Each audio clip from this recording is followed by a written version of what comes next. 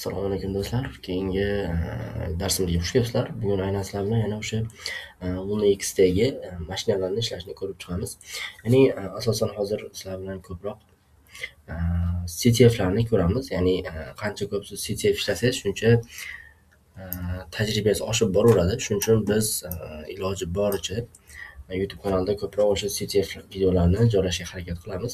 Hop, bugun qaysi mashinani ko'ramiz? Ya'ni easy darajadagi Ready mashinasini ko'ramiz. Bu Linux operatsion tizimi uchun yaratilgan. View qiladigan bo'lsak, qaranglar, bunda qanaqa bizda zaifliklar bor. Redisda zaiflik bor ekan. RSA ya'ni Remote Code Execution masofadan kod bajarishimiz mumkin ekan. PHP ya'ni deylik server PHP'da ishlaydi yoki sayt ham to'liq PHP'da ko'tarilgan. PHP'da zaiflik bo'lishi mumkin.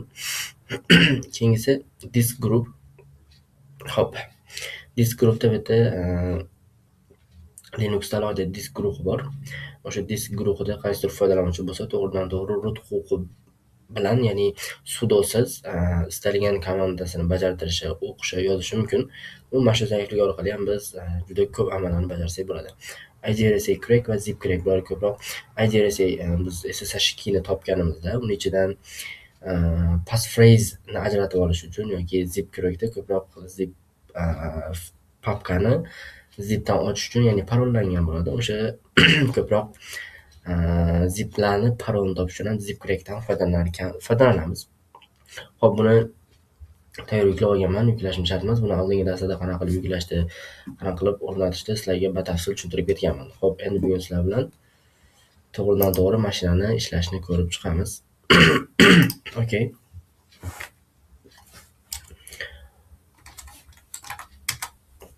Kaliga kirib olaman. Hop. Demak, bugungi qiladigan ishimiz sizlar bilan birinchi navbatda hop.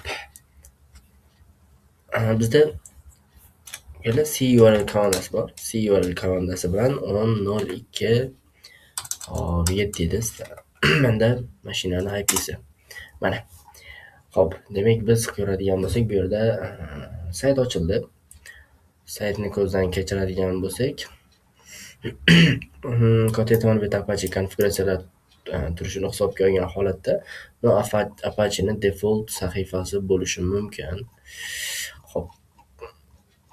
Buni hozir Google orqali ham ochib ko'ramiz. Mana Apache test Debian default page deyapti. Biz o'ylaganimizdaqa o'sha Apache'ning default sahifasi ekan.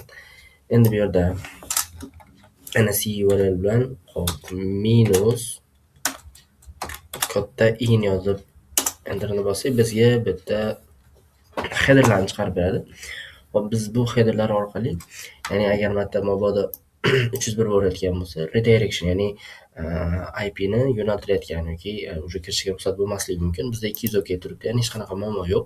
Va bu yerda biz Apache serverda ishlayotganini va serverni versiyasi qaysiligi va qanaqa operatsion tizimda ishlayotganligini bilib oldik. Hop. Demak, keldi. Yangi sahifa ochaman. Buni unchaki CURL deb nomlab qo'yamiz. Bunisini nmap. Hop. Endi nmap orqali nima qilamiz? Biz nmap bilan hop saytda uchrashi mumkin bo'lgan ochiq portlarni va uni versiyalarini tekshirib chiqamiz. Bada minus argumenti 65 mingta portni tekshirib chiqadi. -a har bitta port haqida agressiv, ya'ni batafsil ma'lumotlarni bizga chiqaradi. CV bo'ladigan bo'lsa, o'sha har bitta servisni versiyalar bilan chiqaradi. Nimaga men 65 mingta port tekshiryapman? Chunki bizda hozir mana bu joyda Redis ishlaydi deb aytib ketgandim bizga, mana qo'llanma sifatida. Va bizda Redis to'g'ridan-to'g'ri 6379-portda ishlaydi. Shuning hisobiga nmapni o'zi default holatda 1000 ta portni tekshiradi. Lekin bizda Redis yuqoriroq portda turganda shuni hisobiga 1000 dan ortiq portlarni tekshirgani, ya'ni hammasini tekshirgani minusdan foydalanamiz. Mana bizda nmap skaner qilish boshlandi. Xo'p, bu skaner tugagungacha biz parametr filing qilib turamiz, ya'ni ichidagi yashirin kataloglar bo'lsa agar qidirib turamiz. Verb deymanda 10.02 7 IP'si bilan tekshiraman. Ichida qanaqa yashirin fayllar bor. Hop. Bu yerda mana index.html chiqdi. Katta ehtimol index.html saytni o'zini asosiy sahifasi server statusiga kirishiga bizga ruxsat yo'q, chunki kod 403 qaytaryapti. Okey. Endi bu yerda kelib yana FAF orqali ham qidirib ko'ramiz. Bu orqali nima qidiramiz? Biz yashirin kataloglarni emas, to'g'ridan-to'g'ri subdomenlarni qidirishga harakat qilib ko'ramiz. Hop. FAF deymanda -u bilan ketib qoldi. -u bilan men hop host kiritaman bu yerga. http://027. Hop, endi -w bilan wordlist kiritishimiz kerak bo'ladi. Wordlistni qayerdan olaman? Wordlistni to'g'ridan-to'g'ri user share'ni ichida wordlist bor, uning ichida seglists bor. Seglistsda bizda discovery bo'limi, discovery'ning ichida web content va parameter names'ni tanlayman. Buning ichida to'g'ridan-to'g'ri subdomenlar ro'yxati bor bizda. Va minus katta H kiritamanda host header kiritib olishimiz kerak. Bu joyga host parameterni yozib turib 2.faz .10.0.2.7 IP ga so'rov jo'nat deyman. Okey. Va minus fs fs qani hozir ko'ramiz bizda qanaqa filtrlar ishlatishimiz kerakligini. Enterni bosaman. Hop. Bizda hech qanaqa subdomen chiqmadi. Bu yerda fayl chiqdi, bitta index.html bor ekan. Bu orqali biz deyarli hech nima qila olmaymiz. Nmap ko'radigan bo'lsak, hop, mana bizga nmap natijalarni chiqarib berdi. 80-port, 6379 va 8080 port ochiq ekan. Demak, bizda ikkita server ishlab turibdi.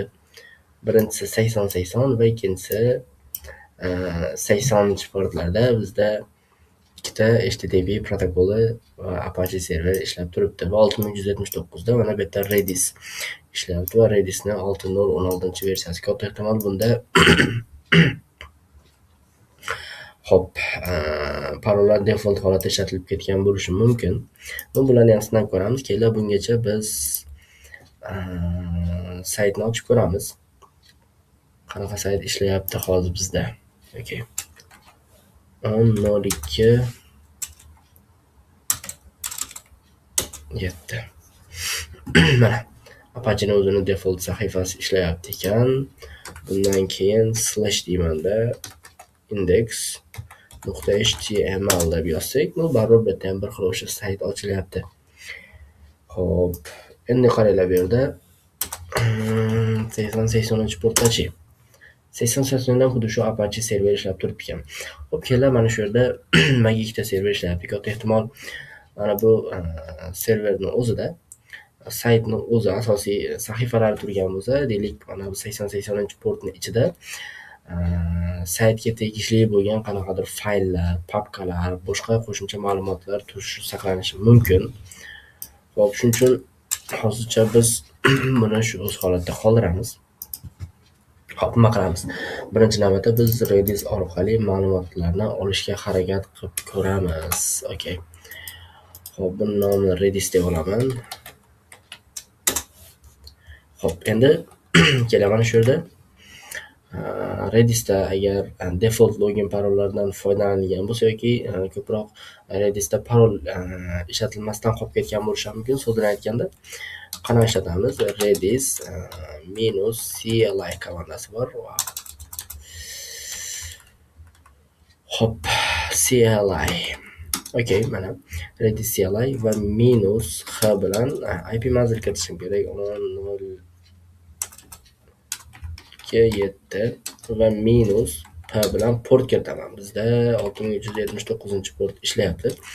-a agar mabodo sizda parol bo'ladigan bo'lsa, -a parametr bilan parolni kiritib ketishingizga to'g'ri keladi.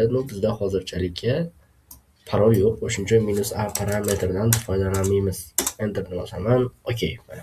Demak, Redisda default parollardan foydalangan, ya'ni hech qanaqa parol o'rnatilmagan va biz Redisning ichiga muvaffaqiyatli bog'landik. Okey. Apply'ni bo'lsak, ya'ni bizda Redisga ulanganimizni tasdiqlayapti. Endi qaranglar, mana shu yerda Redisning ichida, ya'ni masalan hozir bizda Redis bu ma'lumotlar bazasi. Kelar bu Redis nima deydigan bo'lsak, hop, hozir 1 daqiqa. Bu joydan Redis nima? Mana aytyaptiki, Redis bu ochiq manbali xotirada, ya'ni RAM da ishlovchi ma'lumotlar bazasi deyapti. U ma'lumotlarni qattiq diskda emas, operativ xotirada saqlagani uchun o'ta tez ishlaydi. Asosan ilovalarning tezligini oshirish maqsadida keshlar va xabarlar navbatini boshqarish uchun qo'llaniladi. Asosan o'sha Redis ma'lumotlar bazasi operativ xotirada ishlaydi. Bilamizki, operativ xotirada, ya'ni ma'lumot doimiy xotiraga nisbatan juda tez almashinadi. Masalan, deylik, shunchaki taqqoslash, masalan, oddiy doimiy xotirada, deylik, SSDlarda bir vaqtning o'zida 4 ta 5 ta ma'lumot bajarilsa, tezkor xotiralarda bo'ladigan bo'lsa, bir vaqtning o'zida 10 ta 15 ta ma'lumot bajarilishi mumkin. Ya'ni amaliyotlar. Shuning hisobiga, ya'ni operativ xotirada asosan Redis ishlab turadi.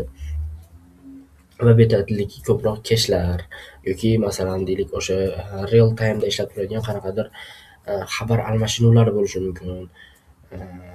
Shunaqa doimiy xotirada turmaydi, vaqtinchalik saqlanadigan va tezroq serverga yetib borishi kerak bo'lgan ma'lumotlar asosan Redisda saqlanadi. Xo'p, biz Redis ma'lumotlar bazasiga ulandik va buning ichidan ma'lumotni olishim kerak. Kelar, birinchi navbatda biz Redisga Redis ma'lumotlar bazasining ichidagi ma'lumotlar qaysi papkada turibdi? Ya'ni masalan biz odatiy holatda sayt ichidagi ma'lumotlarni o'zgartirmoqchi bo'lsak, masalan deyman, orqadagi ko'rinib turgan Apache Debian default page ni o'zgartirmoqchi bo'lsak, qayerga kiramiz? O'sha varga 3w html ni chekirib index.html o'zgartiramiz. To'g'rimi? Index.html o'sha varning ichida turadi. Endi mana bu Redis ma'lumotlar bazasiga yuklangan ma'lumotlar qayerda turadi? Keling, shuni tekshirib ko'ramiz. Config, ya'ni konfigurator fayllarini get all papkalar, shu konfigurator papkalari qayerda turadi? Mana, ya'ni directorylar qayerda turar ekan? Root papkasining ichida turar ekan. Demak, qaranglar. U bizga juda katta yordam berishi mumkin, chunki biz to'g'ridan-to'g'ri Redisning ichiga yuklangan ma'lumotimiz root faylga joylanadi. Bu degani, hozir biz Redis bazasi orqali istalgan kodni faylni ichiga yuklab turib, ya'ni birorta fayl ichiga, u faylni tizimni ichida ishlatish imkoniyatimiz bor. Okey. Keyingi komandamiz config. Xo'p, bu ham get qiladi. Nimani endi? db file name'larni. Bu nima? db file name'lar asosan Xo'p, mana bizda bazada ma'lumotlarimiz root papkasining ichida turar ekan. Mana shu root papkasining ichida nimalar bor? Qanaqa databazalar bor? Qanaqa nomda saqlangan? Shularni ko'ramiz bizda. Mana, ya'ni bizda dump.rdb degan fayl bor ekan. RDB Redis database bo'lishi kerak. Dump o'sha qanaqadir login parollar bo'lishi mumkin ichida yoki bazadan ko'chirib olingan barcha ma'lumotlar bo'lishi mumkin. Xo'p, hozir buni ochib ko'rsak ham bo'ladi, lekin bizga hozir kerak emas bu. O'shani hisobiga keling biz bunday qilamiz shu yerda.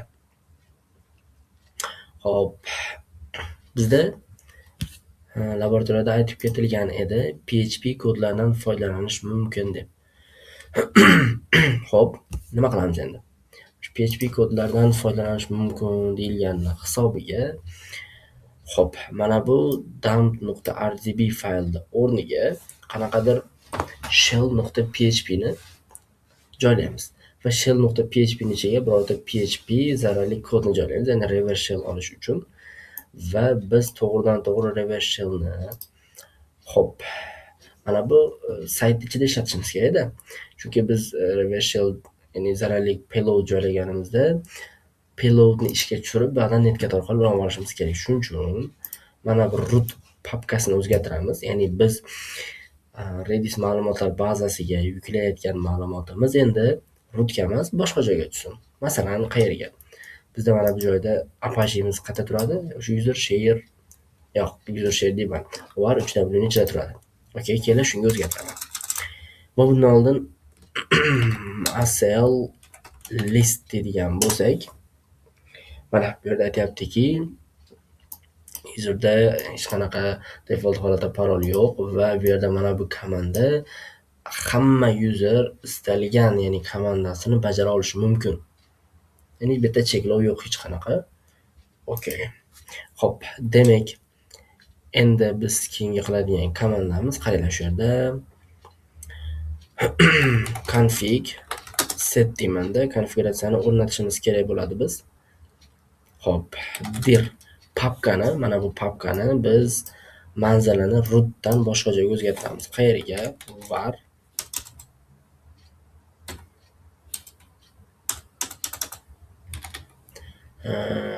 3W va HTML ga o'zgartir. Okey.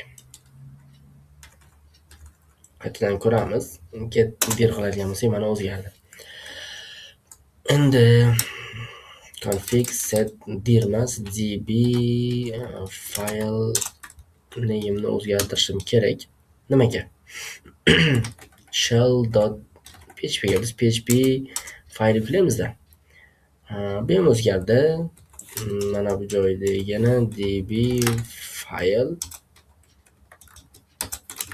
name deb enterni bossa, mana shell php ga o'zgardi. Demak, biz yuqoridagi root papkasini html ga o'zgartirdik. dom.rdb ni shell php ga o'zgartirdik. Faqat bizda bitta narsa qolyapti, mana shu shell php ning ichiga zararli kodni yuklashimiz kerak qoldi xolos. Set rev oyda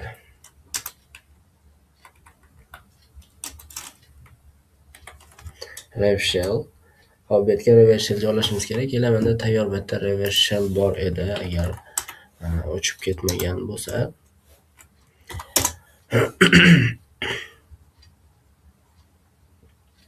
Hop, yoki tayyor internet yozib qidirsak ham bo'ladi.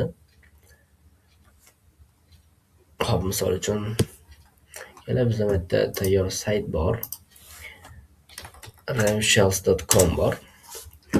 Hop, revshells.com orqali ham qidirishimiz mumkin. Masalan, bu yerga men kalima IP'sini ko'rib olay birinchi navbatda. Hop, yangi fayl ochaman. Nimaga ishlamayapti?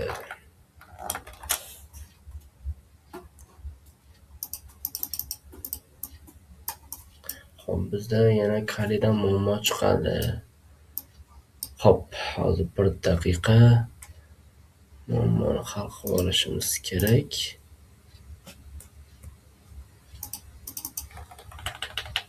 Hop, nimadir bizda xatolik yuzaga keldi.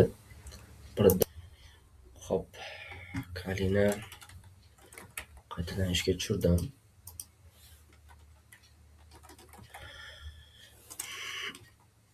Endi hamma ishni qaytadan bajaramiz. Hammasini emas, endi biz asosan Redisga ma'lumot joylab bo'lganmiz. Faqat zararli kod, ma'lumotlarni o'zgartirib bo'lganmiz. Zararli kodlarni joylab olsak bo'ldi bizda. Hop. Endi bu yerdan Redis CLI qilamanda, IP'miz o'zgarmagan hali ham. Okey, mana ishladi. Hop, endi ma'lumotlarni ko'rib olaylik, o'zgargan, o'zgarmaganini. Config get dir. Yo'q, o'zgarmabdi. Yaxshi. Biz shellni joylashimiz kerak edi. Rev shell degandan keyin biz hop, zararli kod joylashimiz kerak. Hop, kelar zararli kodni mana bu yerdan tayyorni olaman. Mana bu yerda qaranglar. Rev shell deyapman-da. PHP ning ichida exec, ya'ni bu exec funksiya, execution degan funksiya. PHP ning ichida avtomatik, masalan, command degani bor, system degani bor, exec bor. Bu birorta kodni PHP faylning ichida ishlatish imkonini beradigan funksiya hisoblanadi. Oddiy bin bash orqali minus bilan komanda bajartiryapmiz va TCP orqali ulanishga harakat qilyapman va bu yerda meni IP'm Tor. Kalima IP'si 4 port bilan ulanishga harakat qilaman. Okey, mana zararli kod tizimning ichiga joylandi. Save deb saqlab chiqib ketaman. Va haligida esimizda bo'lsa, config get db file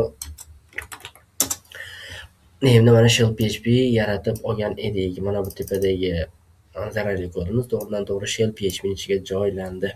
Xo'p, yaxshi. Endi biz buni o'zgartirishimiz kerak. Redis va bunikini nima deymiz? Netcat. Xo'p, qayla. Endi mana shu yerda bunday qilaman. Netcat -nmvp -ni yoqib olaman va xo'p, hozir men brauzerni ochaman to'g'ridan-to'g'ri. Xo'p. 10.02 Okey, ochildi. Keyin mana shu yerda endi slash deymanda shell.php enterni bosamiz. Xo'p, not found nimaga? Chunki haligida boshida aytdim, agar esingizda bo'lsa, ikkita port bor edi, 80 va 80 bor edi. Deylik, bittasida saytni ma'lumotlar tursa, ikkinchisida fayllar, papkalar saqlanadi. Nu katta ehtimol bunda xo'p, fayllar saqlanmaydi. 80 qilamanda shu yerga joylashtiramiz. Okey, mana bizda hali ham aylanish davom etyapti, ya'ni to'xtagani yo'q. Mana qachonki to'xtamasdan davom etaversa, ya'ni zagruzka bo'laversa, terminalga o'tadigan bo'lsa, mana bizda to'laqonlik hop netcat orqali tizimga ulanishga muvaffaq bo'ldik. Va bu yerda Python 3 -c bilan import pty nokta virgul pty nokta spawn qavs ochamiz va bu yerda yozib ketaman bashni. bin bash yopamiz va buni ham yopib enterni bosaman. Import pty. Hop, xatolik ketdi bizda. Mana buni olib to'g'ridan-to'g'ri o'zgartira olamizmi? Oyda. Mana bu yerda nuqta virgul qo'yishimiz kerak edi biz. Import pty nokta spawn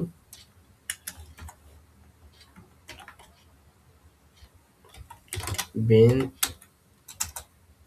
bash.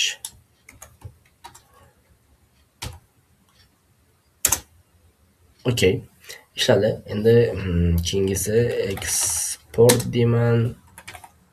Term katta harflar bilan barobar xterm. Endi clearlar desak ishlaydi. Hop, endi Ctrl Z qilaman. stty row echo fg. Bo'ldi. Bu bizga nima qilib beradi? Hozir yozgan komandalarni to'g'ridan-to'g'ri bizda no job control degan yozuvchi qo'ydi tepada. U terminaldan to'liq foydalanish imkoniyatini bizdan o'chirib qo'ygan. Ya'ni masalan bizda clear komandasi ishlamaydi, su komandasi ishlamaydi. Misol uchun aytaman-da, yana qaysi komandalar ishlamaydi. Chunki TTY bu terminalni to'laqonli boshqarib turadigan texnologiya hisoblanadi. U o'chirib bo'lgan hisobiga bizda komandalarni 100% ishlatishga ruxsat yo'q.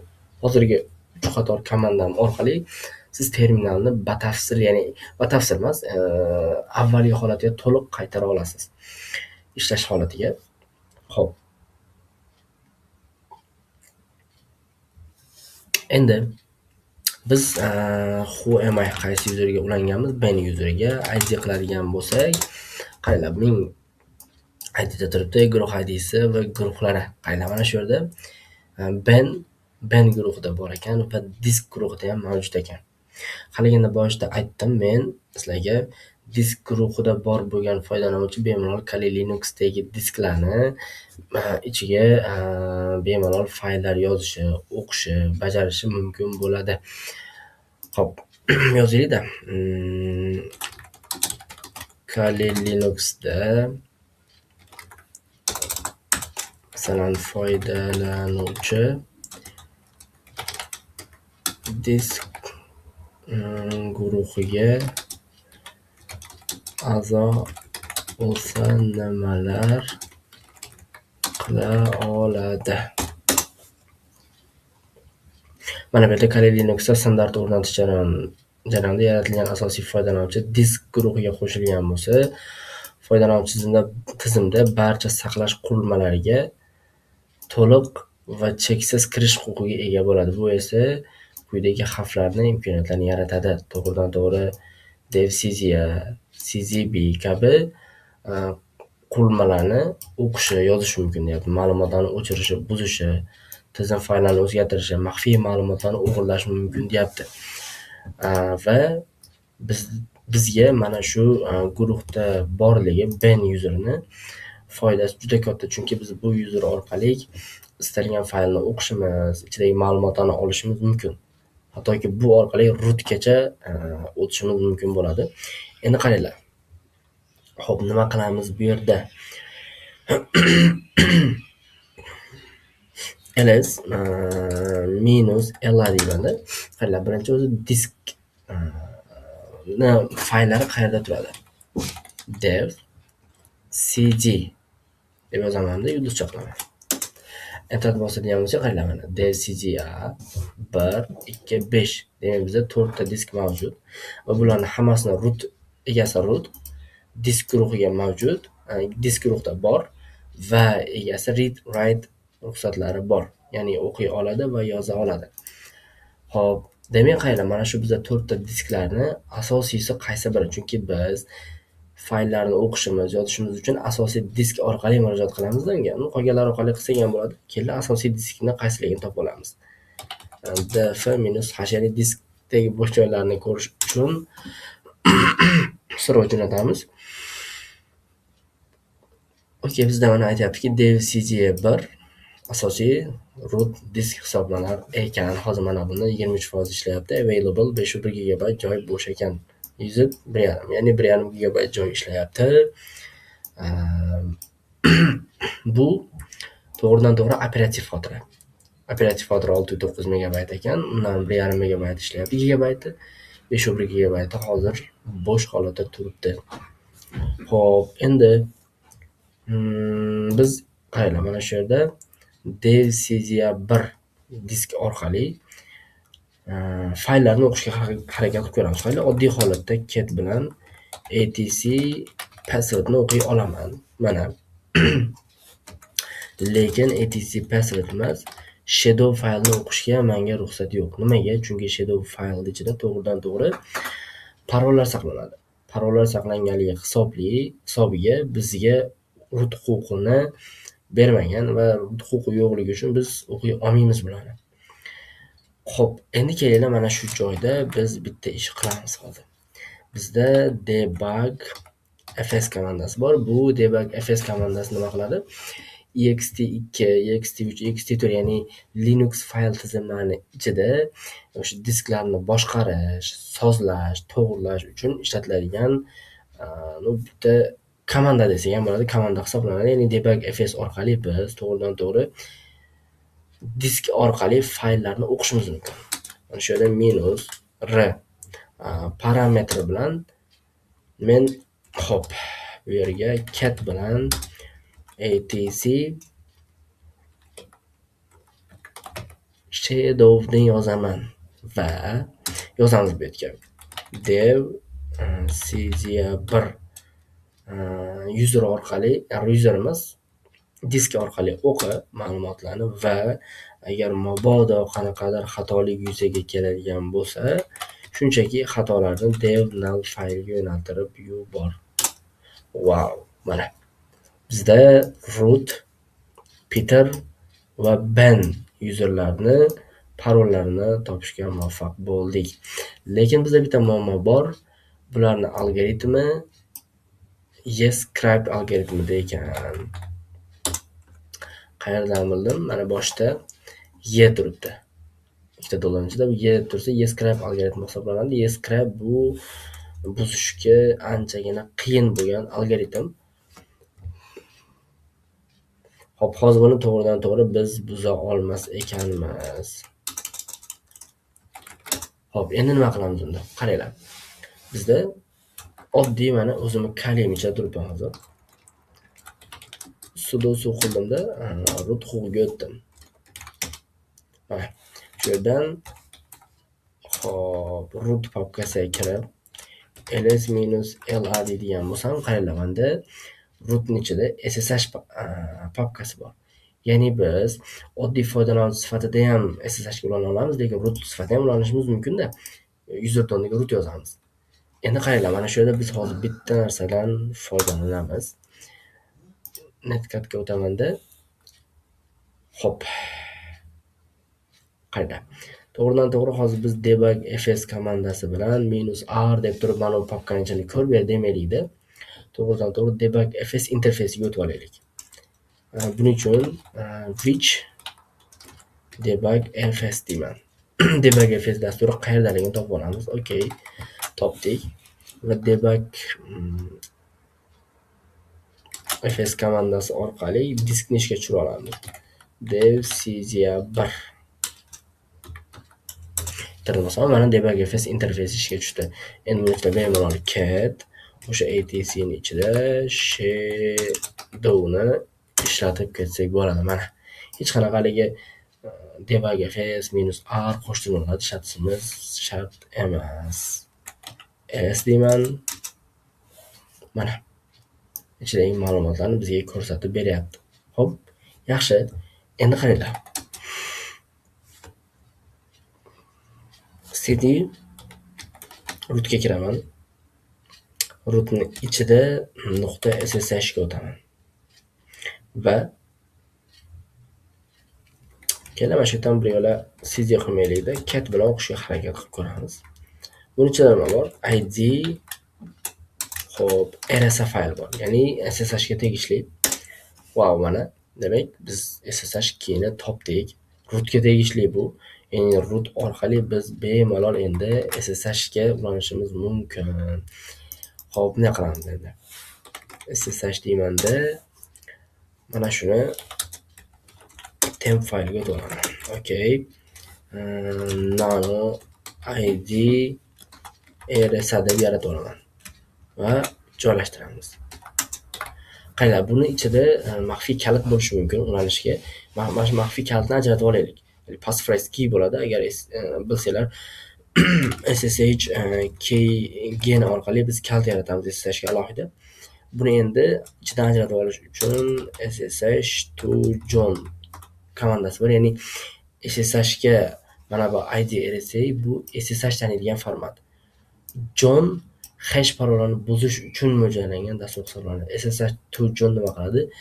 ssh formatidagi ma'lumotlarni john formatiga o'tkazib beradi. id rsa va bu yerda yo'naltiramanda hash.txt.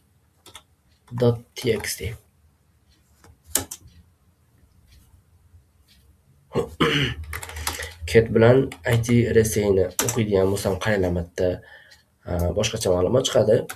Cat bilan hashni o'qiydigan bo'lsam, bunda mana umuman alohida, lekin ikkalasi bir xil. Tepadagi ssh formatida, pastdagi john formatida. Parolni buzishga harakat qilamiz. Qandoq? John #txt enterni bosaman. Xo'p. Qaranglar, bu hash parolni men avval buzganligim uchun menga mana bunaqa yozuv chiqarib beryapti. Hop, biz endi to'g'ridan to'g'ri parolni ko'rsak bo'ladi. Hop. Qaranglar, bitta mana John orqali parol buzishga harakat qildik va bizga bunaqa yozuv chiqdi. Bu nima degani? Bu avval xuddi shunga o'xshagan parolni buzgansan deyapti. Johnning yaxshi tomoni, ya'ni hash parollarni avval buzilgan bo'lsa, o'zida saqlab qoladi. Ya'ni ikkinchi marta buzish shart emas. Buni ko'rish uchun mana shu joyga show deb enterni bossak, mana bizga id rsa-ni keyni beryapti. Ya'ni shelly degan key bor ekan buni ichida. Xo'p, endi ulanishga harakat qilib ko'ramiz. ssh -e bilan IDRSA ni kiritaman. Bizda IDRSA key bor va mana shu joyda root kuchukcha deymanda nima qilamiz? 10 0 2 7 IPga -p bilan qaysi portga? 22-portga hujumni amalga oshir. Connection refused. Demak qaranglar, bizda boshida nima tekshirganimizda 22-port yo'q edi. Endi hozir tashqaridan ulanamiz desak, iloji yo'q. Qani ichkaridan ulanishga harakat qilib ko'ramiz. Bu yerdan quit deydigan bo'lsak, interfeysdan chiqamiz. Yaxshi. Endi temp faylga o'tiraman. Okay. Mana bu kodni copy qilamanda nano id tag chiziq rsa deb yarataman. Okay, joyladik va bunga chimot berib olamiz. Necha? 600 id rsa ga. Endi ulanishga harakat qilib ko'raman. ssh -i bilan id rsa va nima qilamiz shu yerda? Minus Xo'p. Minus emas, root kuchukcha. Biz ichki tarmoq ulanayotganimiz uchun 127.0.0.1 dan foydalansak bo'ladi. Bu 127.0.0.1 nima? Ichki tarmoq, ya'ni ichkaridagi local IP hisoblanadi. Enterni bosaman. Mana bizdan key so'rayapti. Shelly. Wow. Mana. Root foydalanuvchi sifatida tizimga muvaffaqiyatli ulandik. mi root id 0. Zo'r. Endi nima qilaman? cd rootni ichiga kirib olamiz.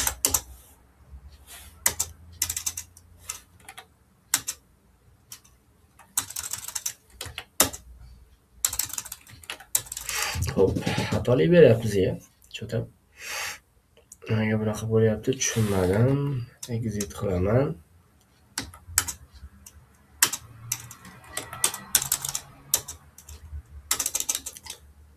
Lekin biz muvaffaqiyatli tizimga ulanishni oldik. Shelly. Mana.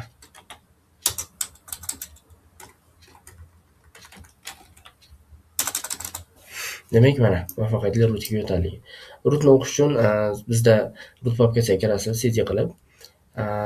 Katta ehtimol bu yerda aytib qo'yilgan edi. Biz bulardan nimadan foydalanmadik?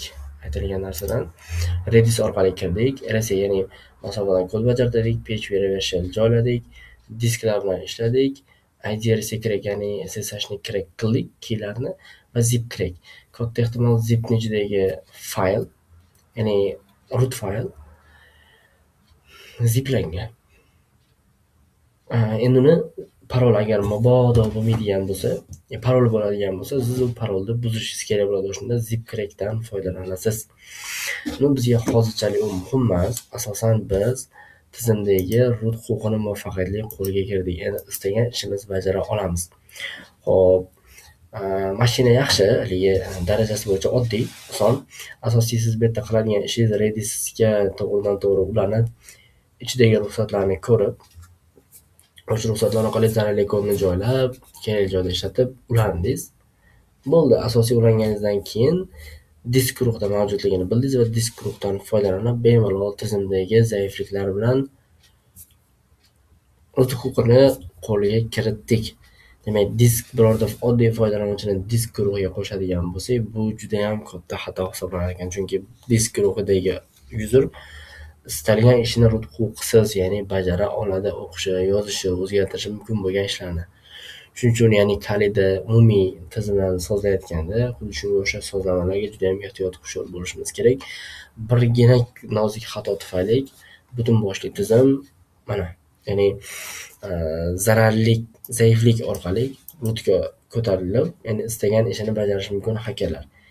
Ya'ni o'shani hisobiga biz juda ham ehtiyotkor bo'lishni tavsiya qilamiz. Umumiy o'sha CTF bo'yicha yoki boshqa mavzular bo'yicha, kiberxavfsizlik bo'yicha savollaringiz bo'lsa, izohlarda yozishingiz mumkin. Keyingi darsda qanaqa videolar bo'lsa, ularni ham bir qator izohlarda yozib o'tsanglar yaxshi bo'ladi. Ну, katta ehtimol o'sha Vuln Xdan yoki Vuln Hub'dan iloji boricha juda ko'p mashinalarni ko'rib, bir-biriga o'xshamaydiganlarni tahlil qilishni niyat qilib turibmiz. Xudo xohlasa, deyarli har kuni mana shunga o'xshagan endi mashinalar kuniga bittadan chiqib turadi. Ya'ni bemalol siz YouTube kanaliga kirib, do'stlaringiz bilan ulashib, shunga o'xshagan CTF'larni, darsliklarni ko'rib, kuzatib borishingiz mumkin bo'ladi. Salomat bo'linglar, e'tiborlar uchun rahmat.